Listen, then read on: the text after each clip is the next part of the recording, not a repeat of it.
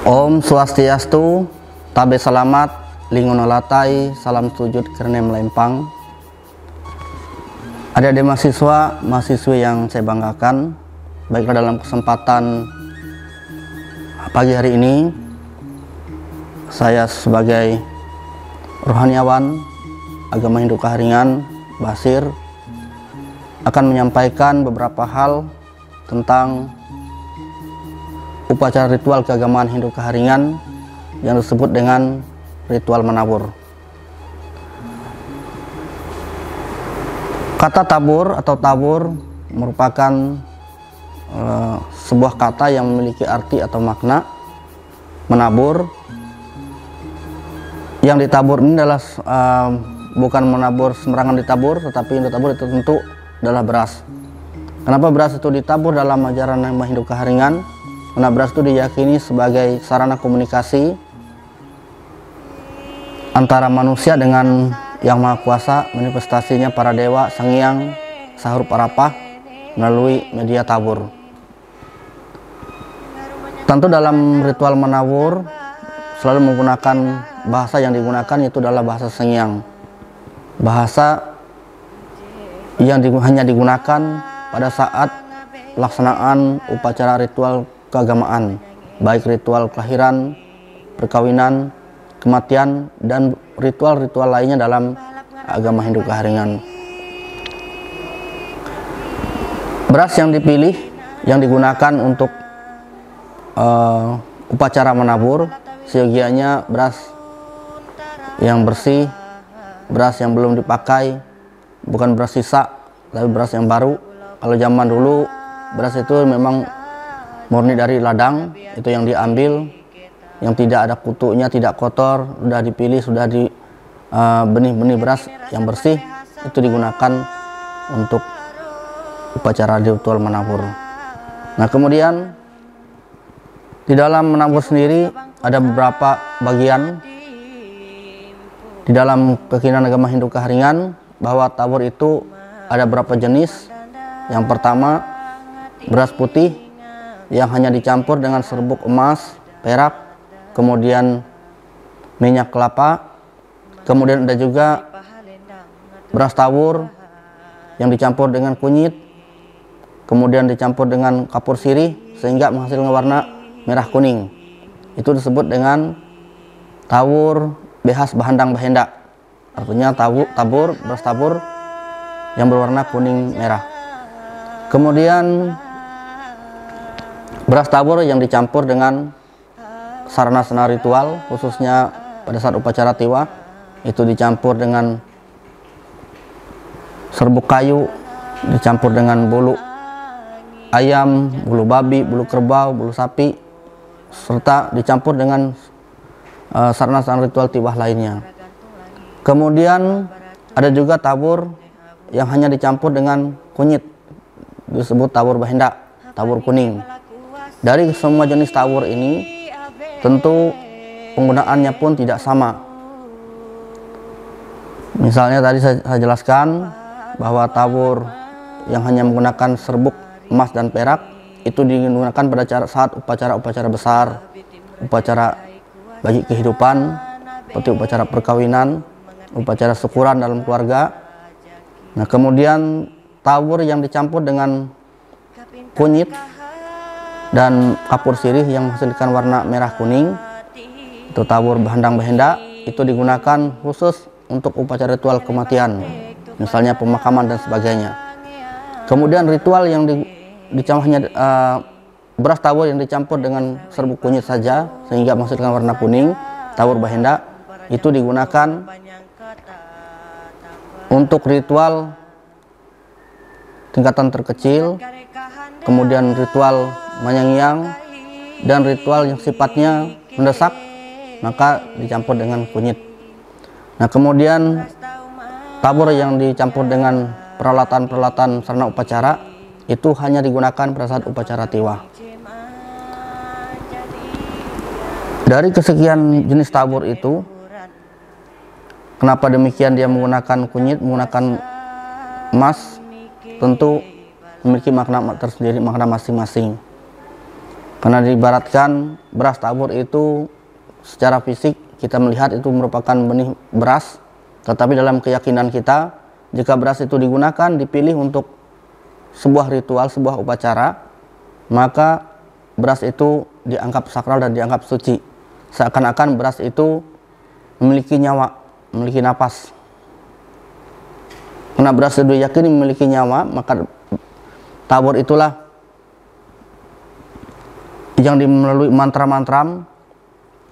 Tabur inilah yang menyampai apa yang diinginkan oleh umat yang melaksanakan upacara tersebut. Nah, kemudian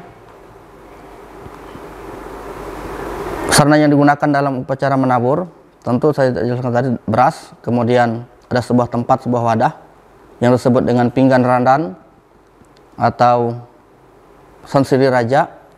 Artinya bahasa sehari-hari itu disebut dengan mangkok. Nah, di sini ada wujud dari sansiri raja, biasanya menggunakan mangkok yang terbuat dari kaca, tapi ini dari kuningan. Ini digunakan untuk tempat menyimpan beras tabur, disebut dengan mangkuk tabur. Nah, kemudian penggunaan tabur ini setiap upacara, baik yang terkecil hingga upacara tingkatan terbesar, selalu didahului dengan upacara menabur. Karena upacara menabur ini adalah merupakan upacara dasar. Tanpa adanya tabur, maka ritual itu tidak akan bisa dilaksanakan. Ibarat dalam kehidupan sehari-hari kita, tabur itu adalah pembuka jalan, sebagai hal yang mendasar, yang menjadi hal utama dalam sebuah ritual. Yang melakukan ritual tabur hanya bisa dilakukan oleh rohaniawan. Di sini dikenal dengan disebutan basir, basir upu, basir pengapit, basir pengiring, dan basir lawin katil, dan sebutan-sebutan rohaniawan lainnya. Hanya mereka lah yang mampu, yang diperkenankan, yang memiliki kewenangan untuk melaksanakan ritual tabur. Nah, dengan demikian sering ada pertanyaan, apakah menabur itu tidak bisa dilakukan oleh selain rohaniawan? Tentu saja bisa jika tabur itu digunakan untuk pribadi. Misalnya di rumah ada keinginan, ada ungkapan, ada upacara yang sifatnya secara keluarga, bisa salah satu dari anggota keluarga yang melaksanakan tabur. Tapi jika upacara itu upacara besar, upacara yang memang seharusnya menggunakan jasa rohaniawan, ya tentu rohaniawan, basir, pisur, atau apapun sebutannya yang berhak untuk melakukan ritual menabur. Dalam ayat menabur itu memiliki ayat-ayat atau mantra-mantra suci yang disebut dengan bahasa Sengyang, yang menggunakan bahasa Sengyang. Dari pertama hingga selesai upacara menabur itu selalu syarat akan bahasa-bahasa Sengyang yang digunakan.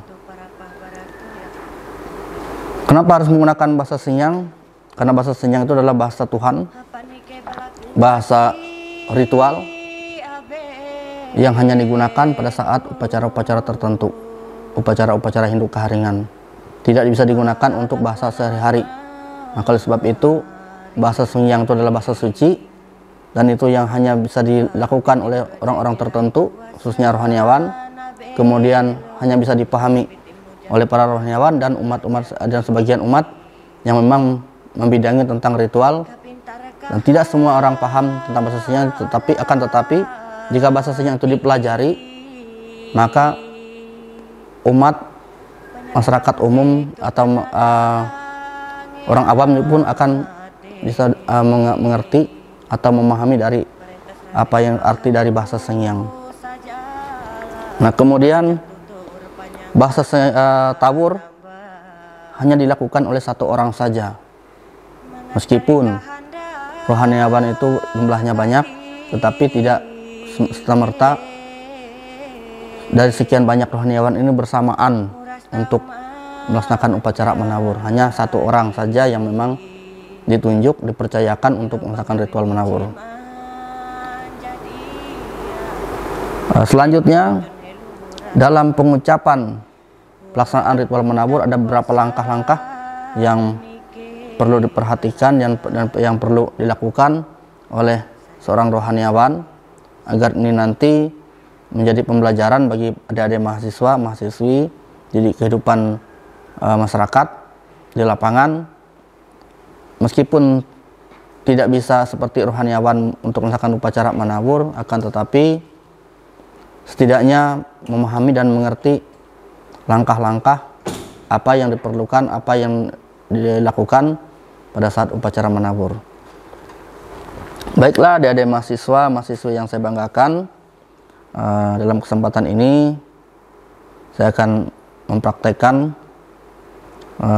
seperti apa ritual menabur itu, meskipun di sini kita hanya menggunakan sarana dasar saja, kita tidak menggunakan sarana lengkap karena ini bukan pelaksanaan upacara ritual yang memang dilakukan di kehidupan masyarakat.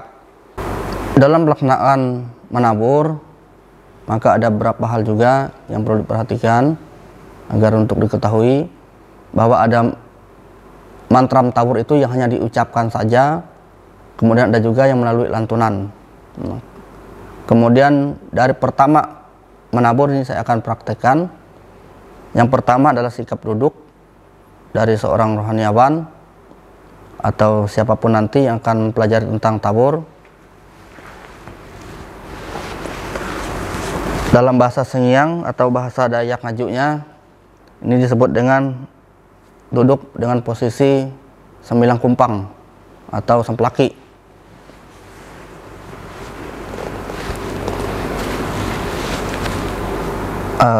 Selanjutnya rohaniawan atau basir jika sudah menggunakan atribut atau kostum yang memang khusus untuk rohaniawan sudah selesai, maka diatur posisi duduk, kemudian sarana sudah disiapkan di depan, itu bisa di atas meja, di atas dulang, apar atau sejenisnya.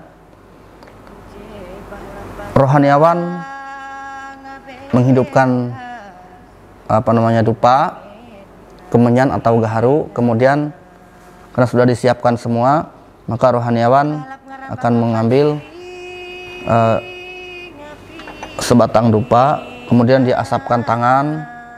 Ini simbolnya untuk penyucian, untuk menyucikan tangan, menyucikan badan. Kemudian mangkok tabur ini dibuka, biasanya tidak ditutup, tapi ini ditutup agar menghindari dari kotoran-kotoran yang masuk ke situ. Kemudian ini diasapkan. Dan yang perlu diperhatikan dalam mengasapkan beras tabur ini, biasanya ada berbagai pendapat. Ada yang seperti ini, kemudian ada yang seperti ini. Jadi seperti apa yang benarnya? Yang benarnya adalah melingkar seperti arah jarum jam. Dengan mantra hampis kubitim tu behas tabur, hapa nasib garubulan jiba kalindak tinyang dadu paraja bakal lampang tambun. Mangat baterap ganam, tulak antang menamui, betam sangka kanyum ngajak. Selesai, maka dilanjutkan dengan upacara menabur dengan mantra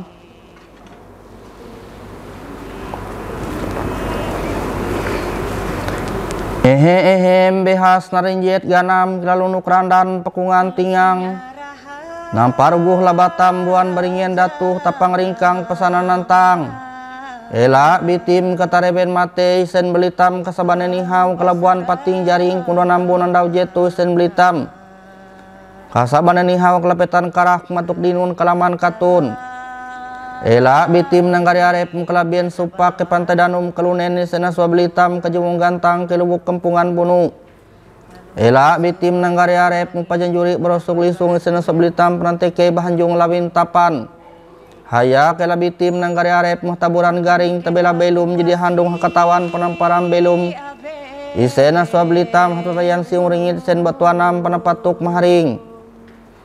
Jadi nampalua bitim behas pajanjuri bersiam hai sandehen parung siam sambas bateran behas gawi tungking langit kelatak bayangan tang nangka raja melapinggaran dan jekuntep kemaras bau nangkaulah mijen saring burung laut penuninggang kenyelanting sara.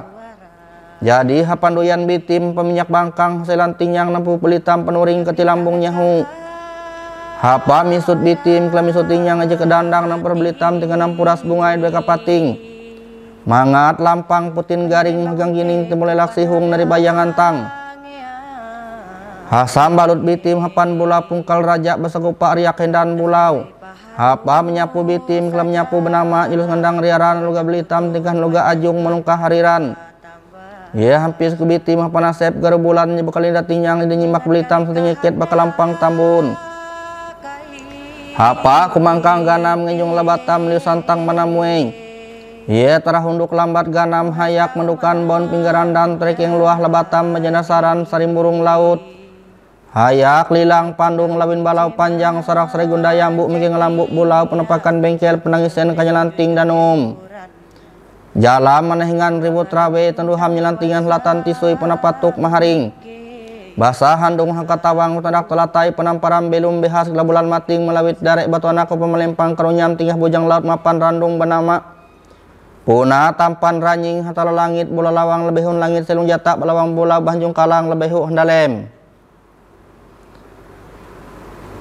Demikian beberapa ayat tawur yang saya praktekkan. Itu menggunakan lantunan alunan nada.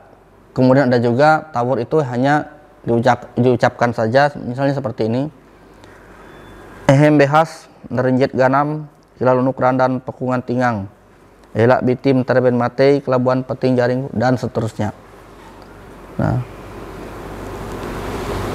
setelah selesai maka tawur itu diletakkan ke tempat semula, kemudian menggunakan ritual-ritual penutup seperti mengasapkan kembali tangan, kemudian mercikan air suci ke sarana ritual dan rohaniawan yang melaksanakan upacara tersebut. Demikianlah beberapa hal tentang tawur yang dapat saya sampaikan dalam kesempatan ini. Semoga dengan penyampaian dasar-dasar tentang tawur itu, meskipun tidak sepenuhnya karena kita tidak melaksanakan ritual kesungguhan, maka saya kira semoga ini bermanfaat bagi adik-adik mahasiswa mahasiswi. Demikian saya ucapkan mengakhiri pertemuan pada pagi hari ini dengan mengucapkan salam Paramasanti. Om Santi Santi Santi Om Sahi.